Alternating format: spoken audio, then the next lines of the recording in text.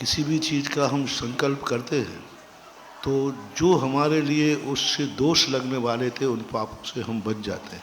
जैसे हम अमेरिका का त्याग कर दिया तो अमेरिका में जो कुछ भी हो रहा है हम उसके भागीदार नहीं बनेंगे। त्यागे हुए स्थान के संबंध में आज आगम में कहा है वो महाव्रत की संज्ञा को प्राप्त होता है।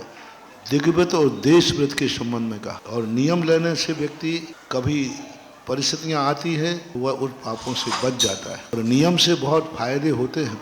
वैसे ही ना जाने कितने पाप तुम लोग नहीं करते हो, लेकिन नियम लेने से इतना फायदा है कि धन भली तुमने 8 साल तक नहीं निकाला, सेविंग खाते में पड़ा रहा तो ब्याज ज़्यादा नहीं मिलता, लेकिन उसी धन को यदि तुमने पहले दिन से ही एफडी बना दी 8 साल तक नहीं निकालूंगा तो दूना हो जाता। दोनों ने 1 तारीख में जमा किया था और दोनों 8 साल के बाद निकालने गए, एक को सवाया मिला एक को दूना मिला। मैंने कहा साहब हम दोनों ने 1 तारीख में जमा कराया था और 1 तारीख में निकालने आए, ये पक्षपात क्यों?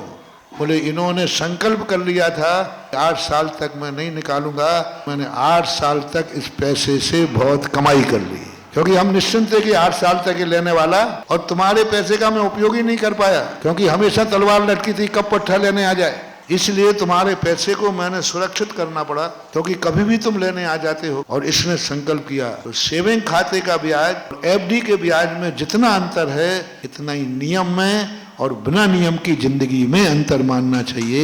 ये है।